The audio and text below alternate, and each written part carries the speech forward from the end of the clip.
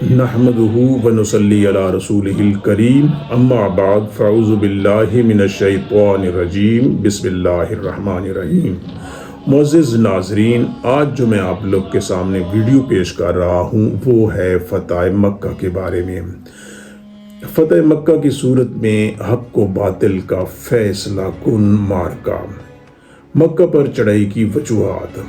Number 1، معاہدہ حدیبیہ کی شرط کی روح سے عرب کے قبیلوں کو یہ اختیار دیا گیا تھا کہ وہ قریش اور مسلمانوں سے جس فریق سے چاہے مل جائیں۔ چنانچہ اس شرط کی روح سے بنو خزاعہ مسلمانوں کا حلیف بن گیا اور بنو بکر نے قریش مکہ کے ساتھ دوستی گانٹھ لی۔ معاہدہ حدیبیہ کے 2 سال بعد بنو بکر نے دفعتاً بنو خزاعہ پر حملہ کر دیا۔ بنو خزاعہ نے مقابلے کی تاب نہ لا کر خاص حرم میں پناہ لی جہاں خون بہانا منع تھا، لیکن بنو بکر نے اس پاک جگہ میں بھی بنو خزاعہ کے کئی آدمی قتل کر ڈالے۔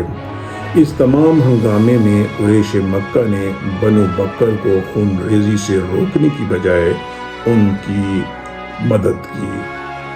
نمبر 2، جب حضور صلی اللہ علیہ وآلہ وسلم کو ان واقعات کی اطلاع ملی تو آپ صلی اللہ علیہ وآلہ وسلم نے قریش مکہ کو کہلا بھیجا کہ اب وہ ان 3 صورتوں میں ایک منظور کر لیں۔ نمبر 1، بنو خزاعہ کے مقتولین کا خون بہا ان کے وارثوں کو ادا کریں۔ نمبر 2، بنو بکر کی حمایت سے کنارہ کشی اختیار کر لیں۔ نمبر 3، ورنہ اعلان کر دیں کہ معاہدہ صلح ختم ہو چکا۔ قریش مکہ نے تیسری شرط منظور کر لی۔ اس طرح فریقین کے درمیان معاہدہ ختم ہو گیا۔ اب حضور صلی اللہ علیہ وآلہ وسلم کو اپنے مظلوم حریف بنو خزاعہ کی امداد کے لیے جانا پڑا۔ 1 جنوری 630 عیسوی مطابق 10 رمضان 8 ہجری بروز پیر آپ 10,000 جان بازوں کو لے کر مکہ کی طرف روانہ ہوئے۔ دشمنوں کو مقابلے کی ہمت نہ ہوئی اور بغیر لڑائی کے مکہ فتح ہو گیا۔ صرف ایک مقام پر اکرمہ بن ابو جہل کی حضرت خالد بن ولید کے ساتھ معمولی سی جھڑپ ہوئی جس میں 3 مسلمان شہید ہوئے اور 13 کافر کام آئے۔ مکہ میں داخل ہوتے ہی آپ صلی اللہ علیہ وآلہ وسلم نے خانہ کعبہ کا رخ کیا۔ وہاں آپ نے بتوں کو توڑا، تصاویر وغیرہ کو دور کیا اور 2 رکعت نماز شکرانہ پڑھی۔ ان امور سے فارغ ہونے کے بعد آپ صلی اللہ علیہ وآلہ وسلم نے قریش مکہ کو کعبہ کے صحن میں اکٹھا کر کے خطبہ دیا جس میں خدا تعالیٰ کی عظمت اور اسلام کی سچائی کا ذکر کیا گیا۔ ظالم قریش سامنے کھڑے تھے، وہی قریش جنہوں نے آپ صلی اللہ علیہ وآلہ وسلم کو ایذائیں دی تھیں اور آپ کے ساتھیوں پر مظالم توڑے تھے۔ ان دشمنوں سے آپ نے پوچھا، آج میں تم سے کیا معاملہ کرنے والا ہوں؟ قریش مکہ جو بڑے مزاج شناس تھے بولے، آپ شریف بھائی ہیں اور شریف برادر زادہ ہیں۔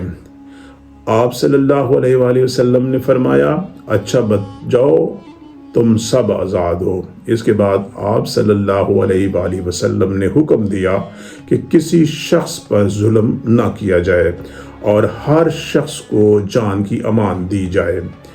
آپ صلی اللہ علیہ وآلہ وسلم کے اس حسن سلوک سے متاثر ہو کر ہزارہ کافر مسلمان ہو گئے۔ پیارے ناظرین، تاریخ عالم کی پوری طرح ورگردانی کرو تو آپ لوگ کو اس عفو و رحمت کی ایک مثال بھی کہیں نہیں ملے گی۔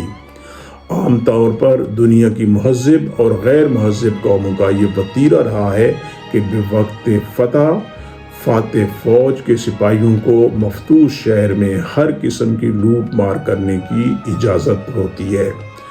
چنانچہ 1857 کی پہلی ناکام جنگ آزادی کے بعد انگریزوں نے کئی دنوں تک خوب تباہی مچائی۔ اسی طرح دوسری عالمگیر جنگ میں جب روسی اور اتحادی فوجیں جرمنی کے پائے تخت برلن میں داخل ہوئیں تو اس شہر کی اینٹ سے اینٹ بجا دی۔ اس کے برعکس آج سے تقریباً 1400 سال پہلے اسلامی لشکر جب مکہ میں فاتحانہ انداز میں داخل ہوا تو کسی شہری کو نہ تو قتل کیا گیا اور نہ اس کا مال لوٹا گیا۔ اس کی تمام تر وجہ یہ ہے کہ رحمت عالم صلی اللہ علیہ وآلہ وسلم بدلہ لینے کی غرض سے نہیں بلکہ عفو و کرم کا سایہ بن کر تشریف لائے تھے۔ مکہ میں 15 روز قیام کرنے کے بعد آپ صلی اللہ علیہ وآلہ وسلم مدینہ چلے گئے۔ نو مسلموں کی تعلیم و تربیت اور مکہ کے انتظامی معاملات کو سنبھالنے کے لیے آپ صلی اللہ علیہ وآلہ وسلم معاذ بن جبل کو نامزد کر کے پیچھے چھوڑ گئے۔